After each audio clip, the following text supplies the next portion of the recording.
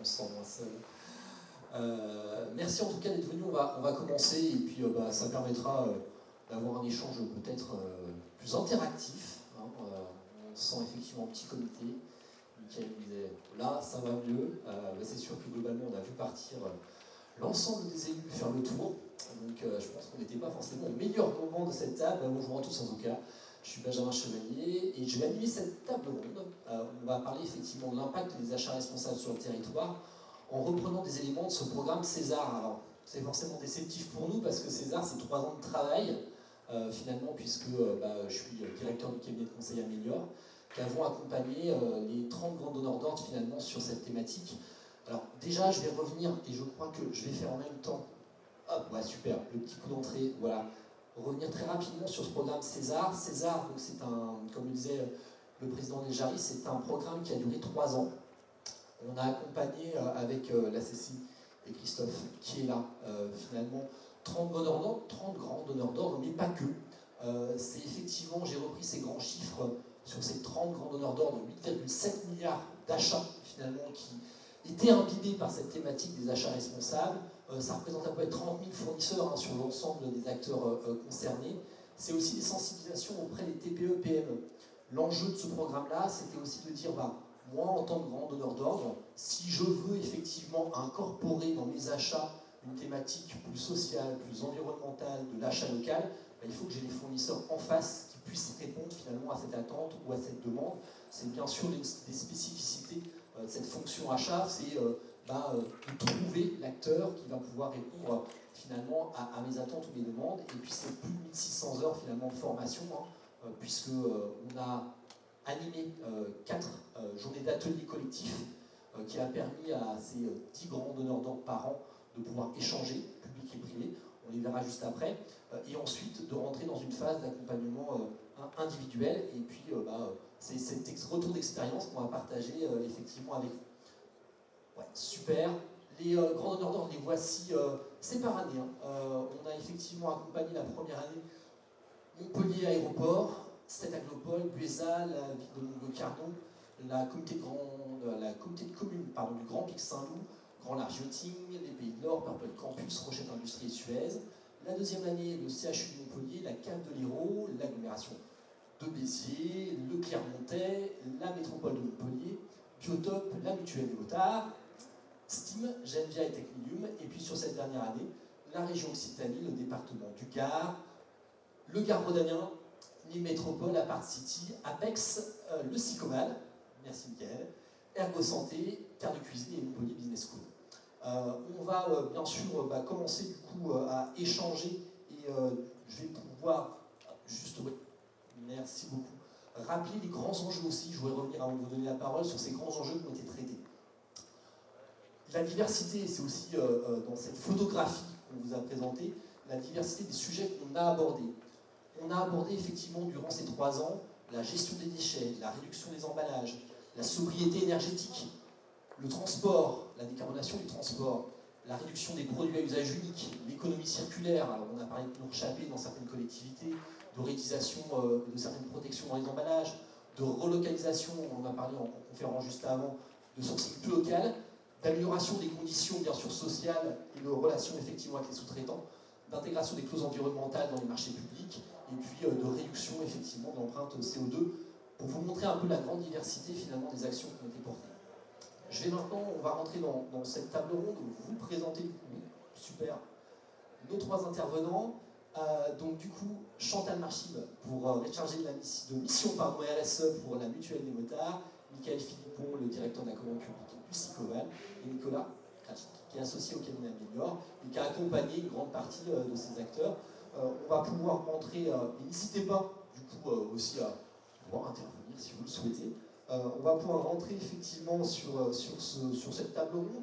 Alors la première question, on n'a pas décidé d'ordre, mais on commencera peut-être par Chantal, Michael, sur cette première question qui était globalement, qu'est-ce que vous avez retenu finalement de cette expérience César, de cet accompagnement, et quel est l'impact concret finalement pour votre organisation?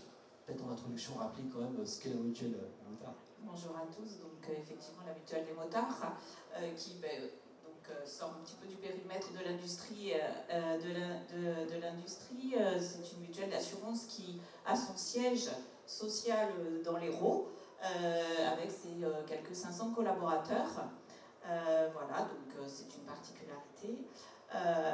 Nous assurons les motards, évidemment comme le nom l'indique, mais aussi les professionnels.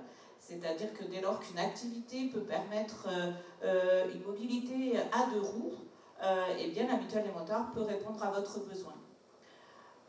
Pour répondre aux enjeux, justement la mutuelle s'est créée par rapport à... C'est une structure de l'économie sociale et solidaire, donc c'est un fonctionnement particulier et qui permet à la création de répondre à un besoin. En 1983, les motards ne trouvaient pas réponse à leurs besoins d'assurance. Et donc la mutuelle s'est structurée peu à peu. Et donc cette notion à sa création de répondre à un besoin, ben, ça fait écho vraiment à l'achat responsable, puisque le centre du questionnement autour de l'achat responsable est le besoin, savoir le formuler, bien évidemment, et puis et pouvoir y répondre, et notamment avec les structures locales, effectivement. L'idée c'était donc de pouvoir structurer nos achats, parce que la volonté était là, mais on se rend compte que c'est complexe et qu'il faut non seulement pouvoir structurer ces achats, mais surtout donc de pouvoir de construire la toile d'araignée au niveau des acheteurs dans l'entreprise qui permet d'harmoniser les pratiques et de se poser les questions tous ensemble et les mêmes questions. Et donc je dirais que c'est la principale chose que nous a apporté le programme César, de pouvoir former les personnes et de pouvoir tisser cette toile d'araignée pour qu'on aille tous dans le même sens.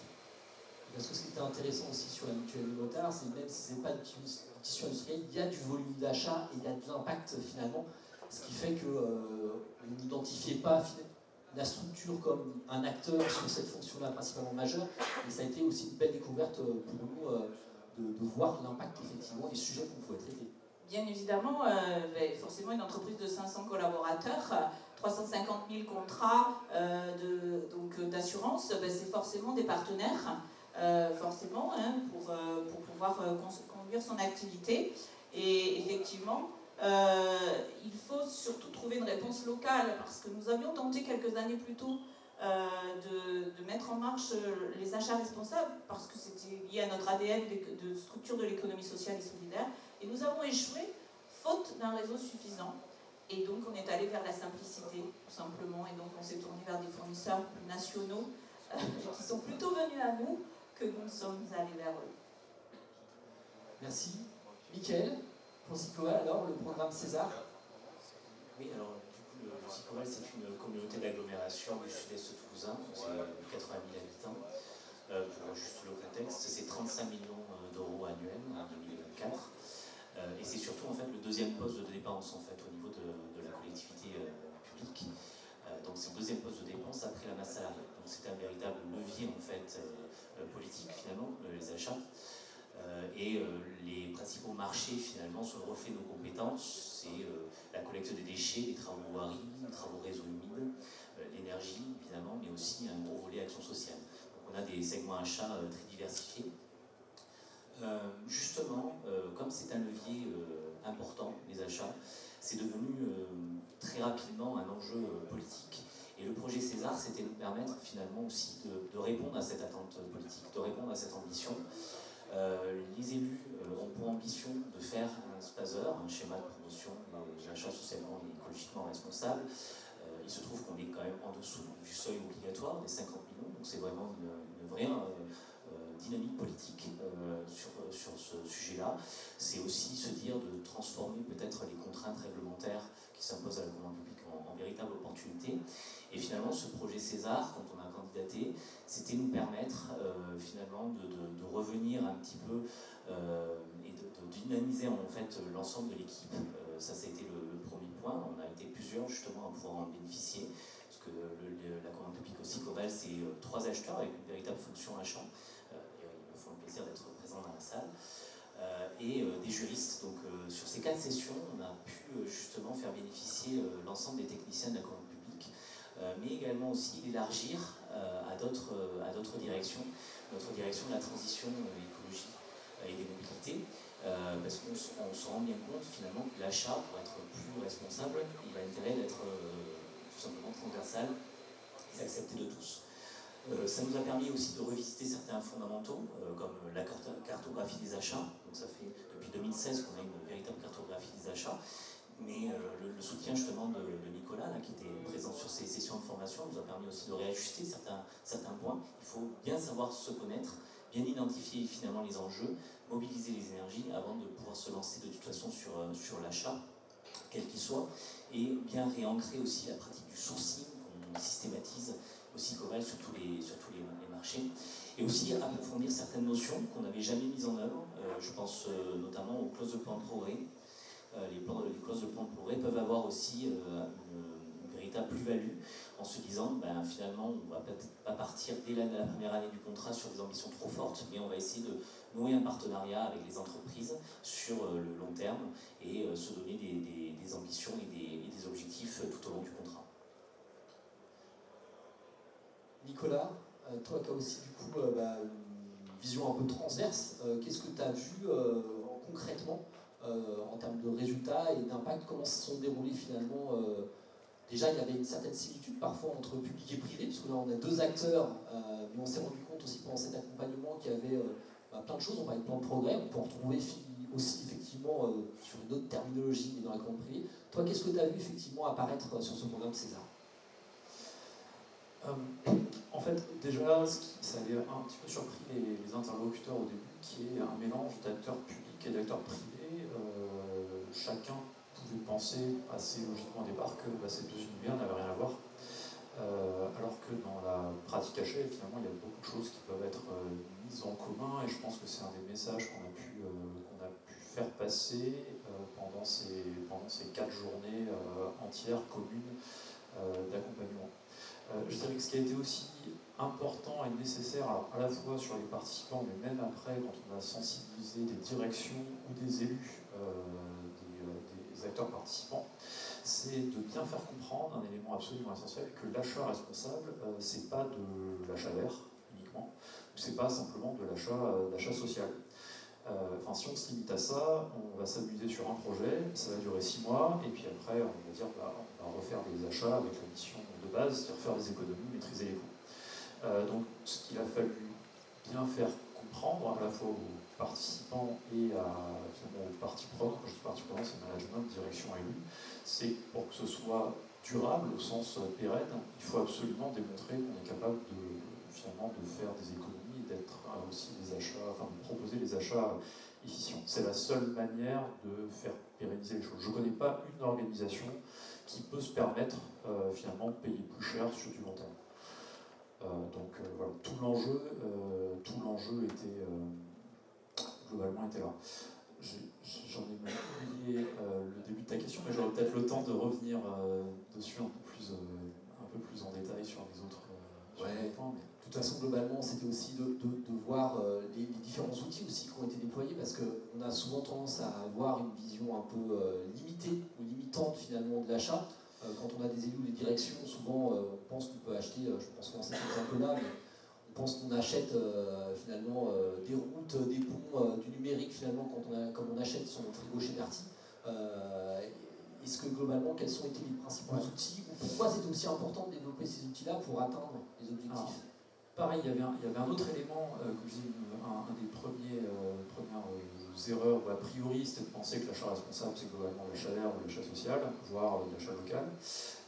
C'est aussi de comprendre que l'achat responsable, c'est pas simplement ajouter 3 critères dans une consultation et en se disant j'achète toujours la même chose, mais maintenant je demande à ce que mon fournisseur ait un rapport RSE qui trie ses déchets, ce genre de choses. Ça ne sert globalement à rien. Et c'est bien tout ce que finalement les participants ont compris pendant cet accompagnement. C'est vraiment une démarche de fond, un questionnement du besoin, c'est la première étape. Et l'étape suivante, c'est aussi rapidement de se rendre compte que si on veut faire ça dans son coin, c'est aussi voué à l'échec. Faire de l'achat responsable ou de l'optimisation sur le dos de ses partenaires, pareil, ça ne tient pas très longtemps.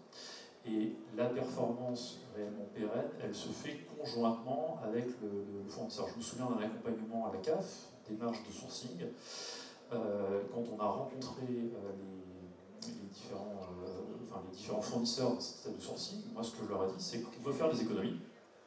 Donc ils sont devenus un peu blêmes en disant ok, super, ça repart comme d'habitude, des acheteurs qui vont me tordre de coups. Mais l'autre chose que je leur ai dit, c'est que je veux que vous mainteniez votre niveau de marge. À partir de là, on discute. Comment est-ce que nous, on peut réadapter notre besoin, nos exigences, pour que ça vous coûte moins cher, mais que vous gagnez toujours autant.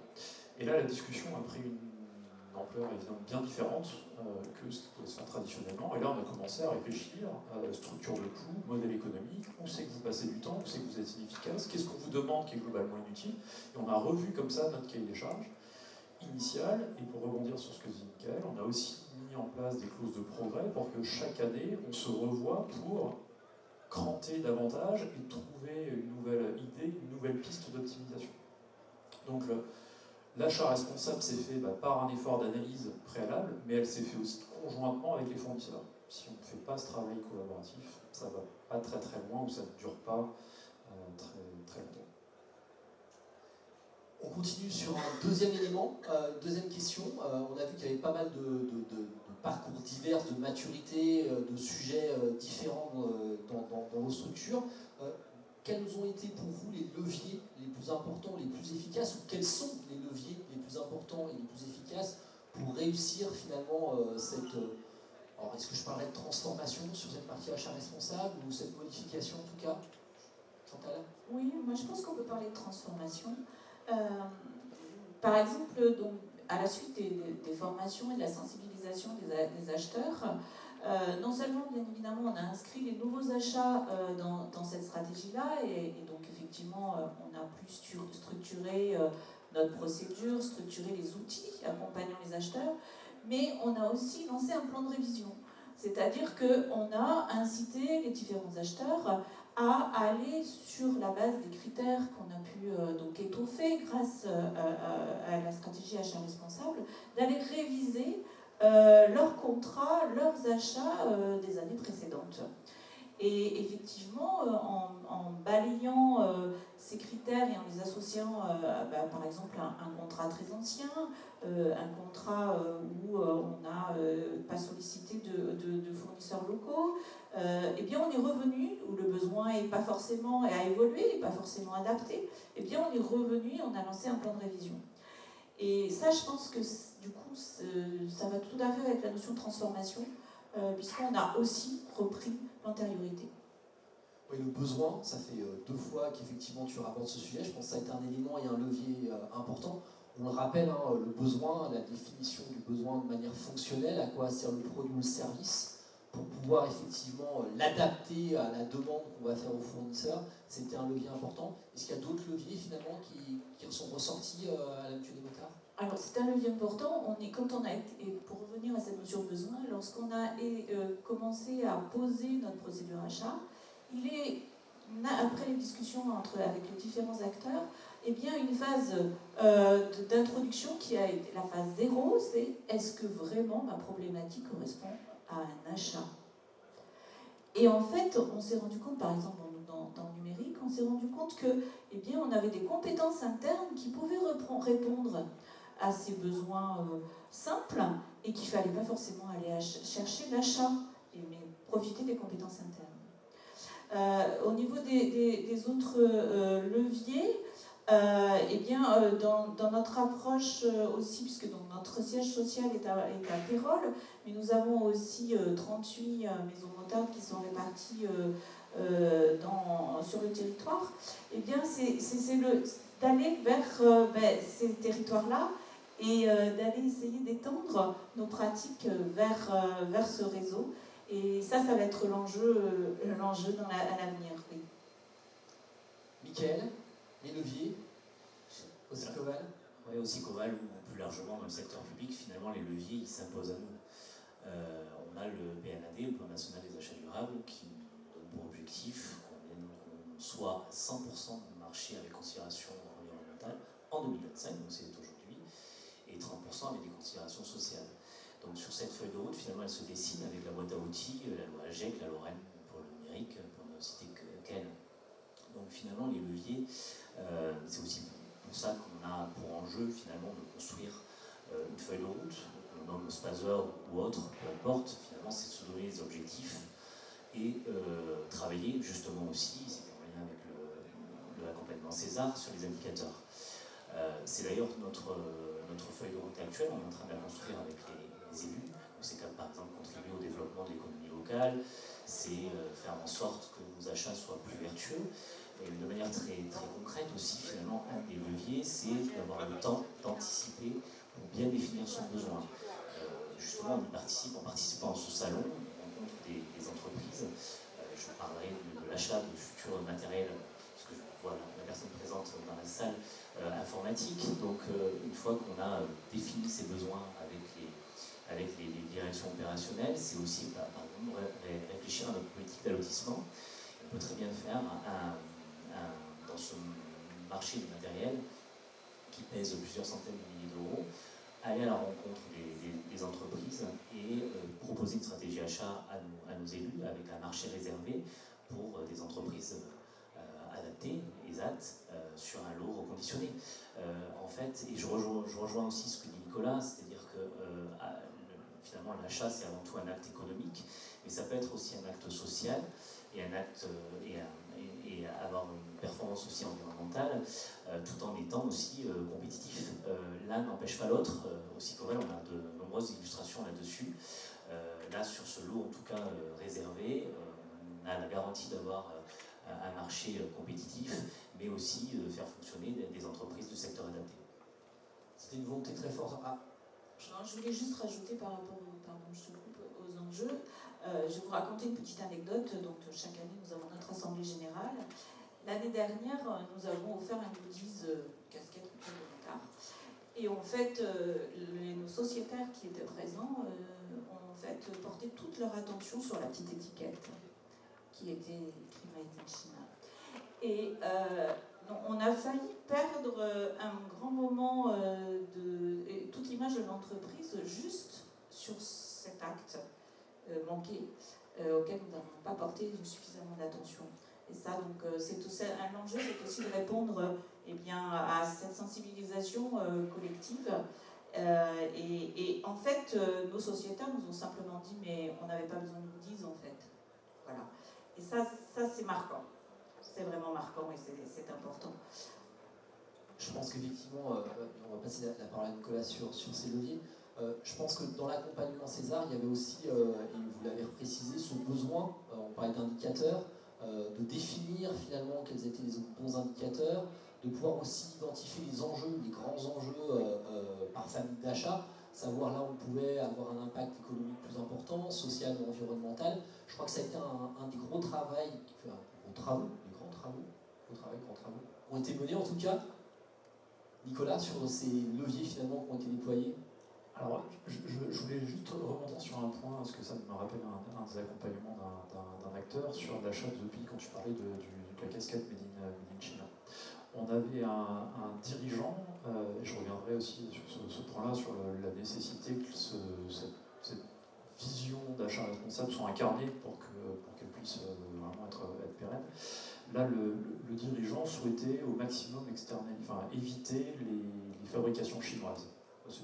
Ça se discute, mais bref, c'était sa marotte, dirons-nous, sur le dossier.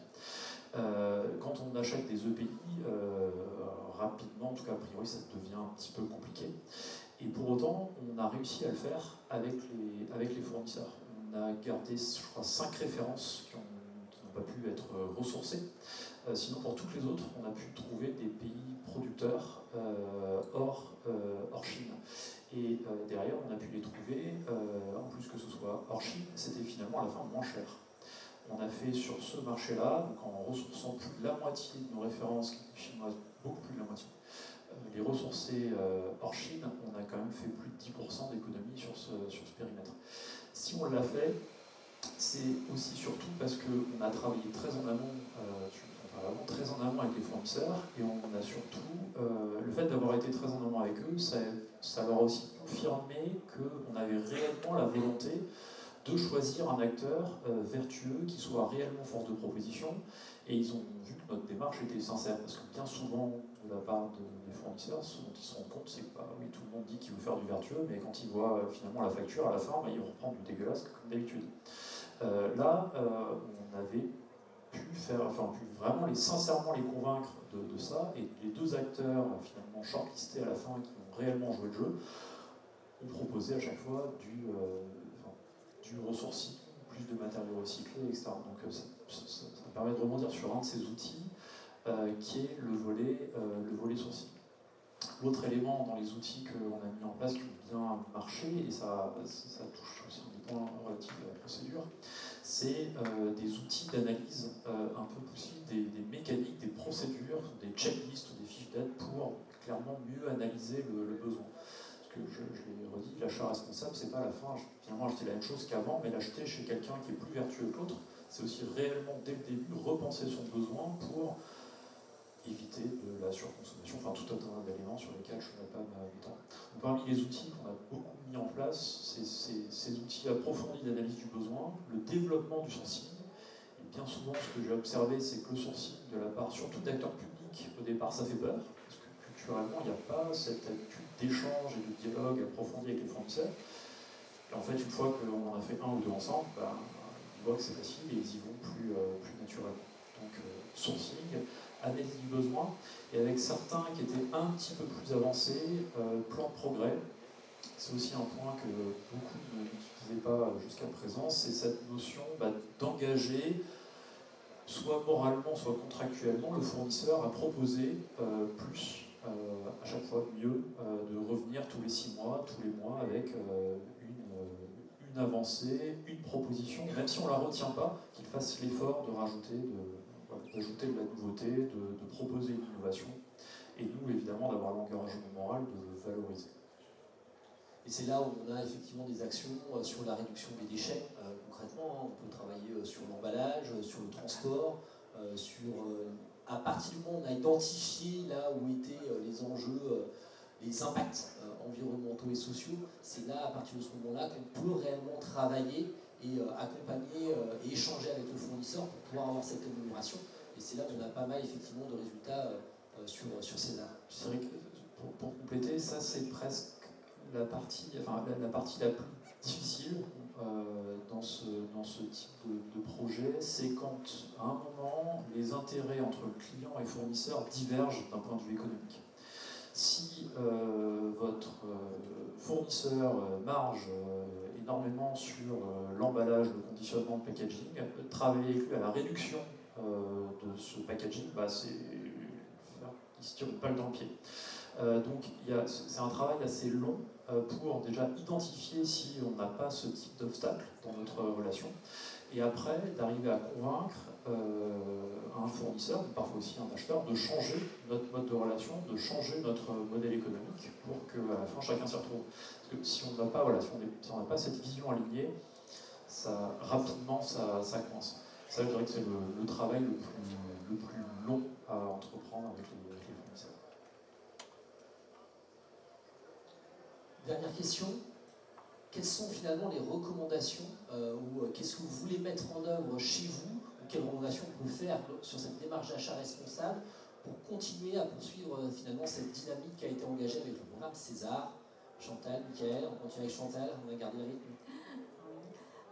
Mais déjà peut-être partager l'expérience d'organisation que nous avons choisie, c'est-à-dire qu'il n'y a pas d'entité achat à la Mutuelle des Motards. Le choix a été fait donc de rattacher, on va dire, la coordination des achats à la direction RSE pour que ça prenne tout son sens en fait. Et les acheteurs, dans les différentes directions, restant autonomes, considérant qu'ils avaient la compétence et la technicité. Et puis aussi, ça donne du sens forcément à leur métier. Donc ça, c'est le choix qui a été fait. Alors, peut-être en lien avec notre ADN de participatif, mais donc effectivement, ça ralentit les choses. Donc voilà, mais c'est un choix qui a été fait et nous pensons qu'effectivement, ça permet d'étendre cette toile d'araignée. L'autre point que je voudrais aborder, c'est que nous avons tous un rôle aussi de déployer cet achat responsable avec nos fournisseurs et donc petit à petit d'étendre cette pratique-là. Et c'est là où je pense qu'on aura encore besoin d'appui parce que, eh bien, par exemple, nous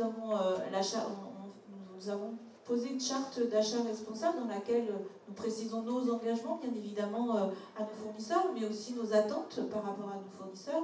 Et aussi, donc, pour l'accompagnement de cette charte, on aurait envie de leur dire, ben voilà, si vous avez envie de vous aussi vous intéresser à ça, eh bien voilà les points d'appui. Le programme César est tout à fait là pour ça. Et donc, qu'est-ce qu'on pourrait, vers quelles informations, vers quelles structures pourrait-on les guider en leur disant, ben, vous êtes une petite structure, mais vous pouvez quand même trouver un accompagnement. Michael ? Oui, peut-être si on devait retenir quelque chose, et pour rebondir aussi sur ce qui a été dit, finalement, diffuser la culture achat, c'est assez complexe, c'est assez difficile et c'est assez fragile. Tout à l'heure, Nicolas disait, dans les collectivités publiques, la pratique du sourcing n'est pas suffisamment développée. On voit aussi que c'est un combat de tous les instants pour justement reconvaincre les élus, reconvaincre les directions opérationnelles, de se réinterroger, de réfléchir aux justes besoins. Ça, finalement, c'est aussi être plus responsable dans l'achat par rapport à ça, réfléchir à nos consommations. Le meilleur achat aussi, c'est celui qu'on ne fait pas. Et là, pour le coup, on rejoint, voilà, finalement, on rejoint l'environnement, le social ou en tout cas l'économie. Donc finalement, cet accompagnement qu'on peut trouver aussi, c'est des appuis pour consolider, ou en tout cas accompagner aussi les collectivités publiques, en n'ayant pas peur du sourcing. Et ce que je voulais dire, c'est la pierre angulaire, c'est l'anticipation. Parce que si on n'a pas de temps, on n'a pas le temps aussi d'accompagner les directions opérationnelles, de se réinterroger, on n'a pas le temps de définir des stratégies achats. Donc l'anticipation, c'est pas sorcier, mais faut-il le mettre en œuvre, c'est une planification des achats. Planification des achats, ça peut être aussi 12 mois avant la relance du marché récurrent. Ça, les structures publiques, elles peuvent le maîtriser. En tout cas, on connaît la date d'échéance des contrats récurrents. Et si on n'anticipe pas, ça ne sert à rien de parler d'autre chose. Voilà ce que j'ai envie de dire. Et je crois qu'on l'avait abordé, peut-être pas effectivement à l'actuel, mais aussi l'importance des élus, de la direction générale. Je pense que c'est essentiel finalement d'avoir cet appui-là, notamment effectivement auprès des élus. Oui, tout à fait. Et du coup, le regard extérieur, ce que peut apporter par exemple César, ou quand Nicolas était intervenu, ou il est intervenu aussi Coval, pour réaffirmer finalement la fonction achat, pour réaffirmer le rôle de l'acheteur. C'est un rôle relativement jeune dans nos structures publiques. Moi, on appelle ça le trinôme en fait. Finalement, c'est le service prescripteur, il y a l'acheteur et le juriste. Alors que jusqu'à présent, ils étaient plutôt habitués à travailler uniquement avec le juriste. Donc c'est relativement récent.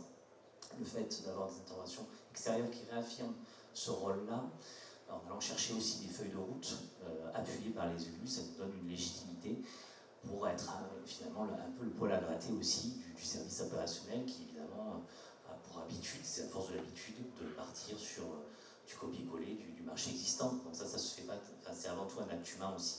Voilà, c'est ce qu'il faut se dire. Et c'est sûr que consolider ces approches-là, c'est jamais gagné, même quand c'est depuis, on peut dire aussi Coval qu'on est assez mature, en tout cas quand on se compare avec les autres collectivités, mais on sent bien aussi que c'est très fragile et que tout peut redevenir comme avant au niveau de l'acte d'achat, donc c'est un combat de tous les jours.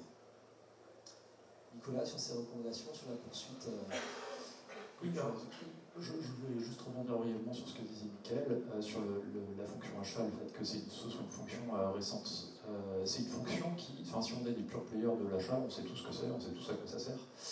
Sauf que dans la tête de beaucoup de dirigeants et beaucoup d'autres personnes dans l'entreprise, la direction achat, c'est pas trop. Une direction compta, on sait ce qu'elle fait. Une direction marketing, on sait ce qu'elle fait. Une direction achat, globalement, elle fait de l'appro et 3-4 négos avec des fournisseurs, et puis c'est tout.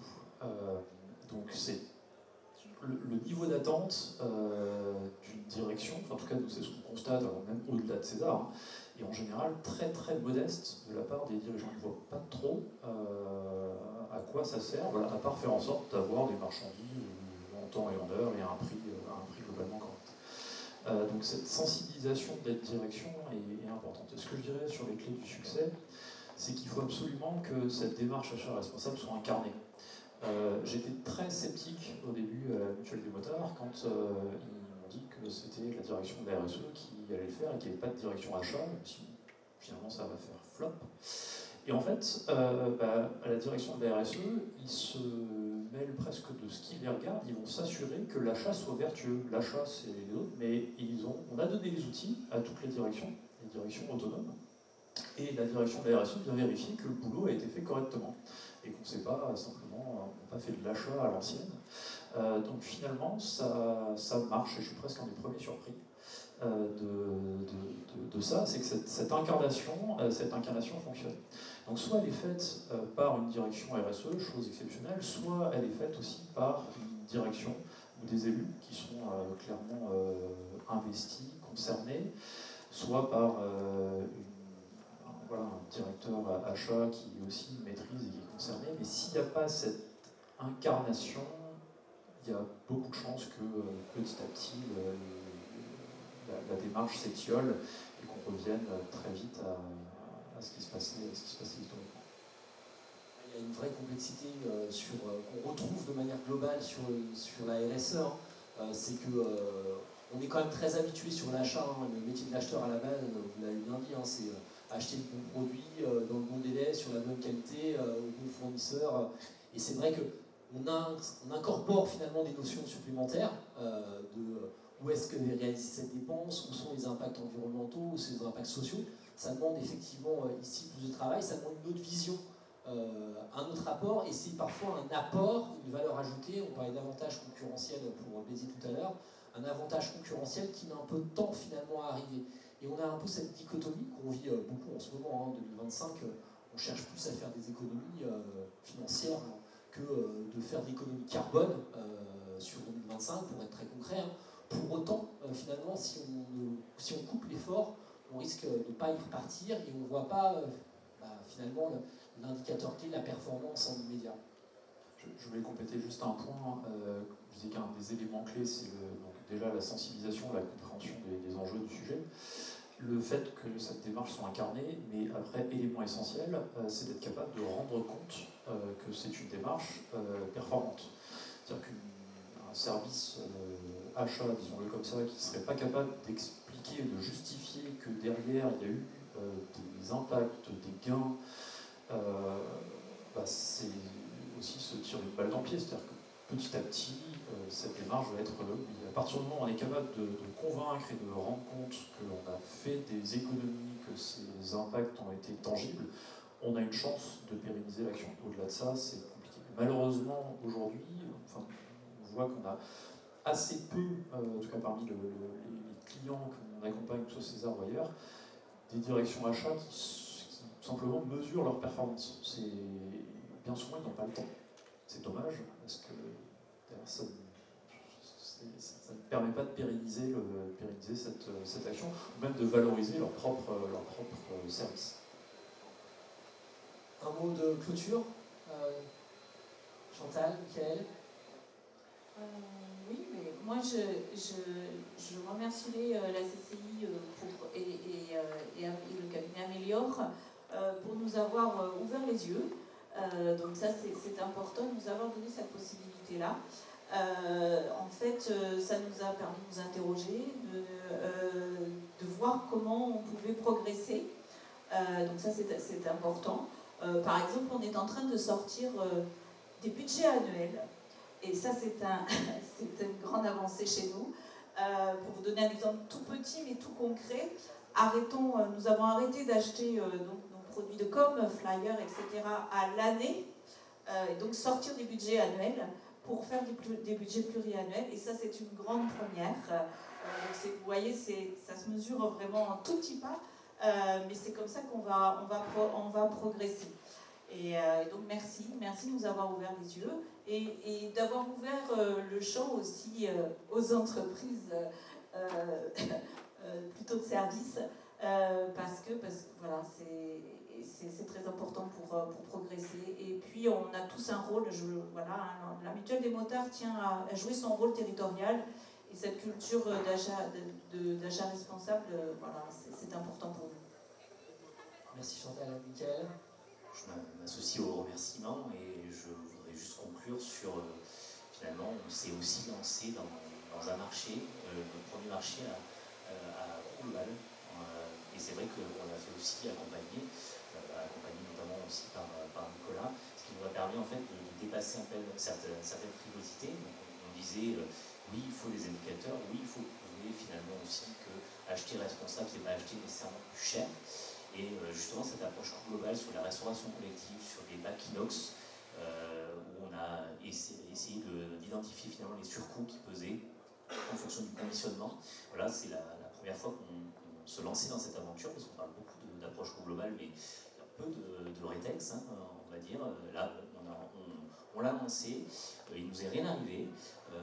Voilà, on en fera un bilan, mais en tout cas, voilà, c'est aussi grâce finalement à l'accompagnement extérieur qu'on a pu avoir qu'on s'est lancé dans cette aventure avec nos élus. Nicolas? Pour compléter ce que disait Michael sur la démarche coût global, pour ceux qui seraient un peu éloignés de ce que ça veut dire dans de la commande publique, c'est que les coûts engendrés par les modalités d'un service viennent impacter l'évaluation financière du fournisseur. Un fournisseur qui, imaginons, donne un produit qui est pas du tout emballé ou alors suremballé, il faut plein de temps pour le déballer, le mettre en rayon, faire n'importe quoi, ça engendre des coûts internes. Et ces coûts internes vont se rajouter au coût de la prestation. Donc, si cette prestation tout emballée n'est pas très chère, mais qu'il faut passer plein de temps derrière pour le mettre en rayon, bah, c'est calculé, c'est transparent, c'est visible, c'est communiqué dès en amont. C'est pas simplement une analyse en coût complet a posteriori où on vient comparer les offres. C'est dès le début que ça impacte les fournisseurs. Donc c'est pour ça qu'ils étaient aussi un petit peu frileux, parce que c'est plutôt innovant comme démarche en France, et pour l'instant, on n'a pas eu de... Ouais. C'est peut-être surprenant, mais il n'y en a pas. Voilà ce que je pouvais. Moi, je pouvais juste rebondir là-dessus. Après, j'ai déjà. Merci beaucoup. On arrive effectivement à la fin de cette table ronde. Je pense qu'on peut les applaudir quand même. Voilà, merci beaucoup. Sur les points, c'était important. On a parlé pas mal. Effectivement, de dire des achats responsables, c'est pas que de l'achat vert, de l'achat social, c'est aussi de l'achat économiquement performant. C'était d'ailleurs, et une petite pensée pour Gabriel Bouscarin, vice-président, coprésident du CSA 34 et DGA des Pays de l'Or, qui n'est malheureusement pas là avec nous aujourd'hui, qui nous avait effectivement dit, Benjamin, ok on y va, ok on engage des achats responsables, mais on l'engage aussi avec ce côté performance économique. Et on est assez content finalement au bout de 3 ans. Vous pouvez, je vous encourage notamment sur l'ensemble des stands et des acteurs qui sont présents, vous avez un petit logo César pour rencontrer les acteurs qui ont été accompagnés et ils ont géré leurs priorités, ils ont bien raison de rencontrer des fournisseurs maintenant et qui n'ont pas eu la possibilité de venir là, mais d'aller échanger effectivement avec eux pour voir la manière dont ils l'ont vécu aussi. Et je pense que c'était important. On a parlé et on a du déchet, des tonnes en moins de CO2 évitées, des coûts complets analysés, mais on a aussi traité effectivement cette partie-là avec cette notion de performance économique. Et je pense que c'était important effectivement de le rappeler. On l'a dit, il y a encore beaucoup de choses. Il faut continuer à investir dans la démarche, travailler sur ces indicateurs, qui est l'une de nos missions aussi dans les semaines et les mois à venir. Et je voulais en tout cas vous remercier Christophe et la CCI de nous avoir confié cette mission. Et je vous souhaite à tous globalement une excellente journée. Et Florence qui est... Florence, c'est pour ça. Et Florence, on t'a oublié hier, tu vois, on rectifie le tir. Excellente journée à tous, merci beaucoup.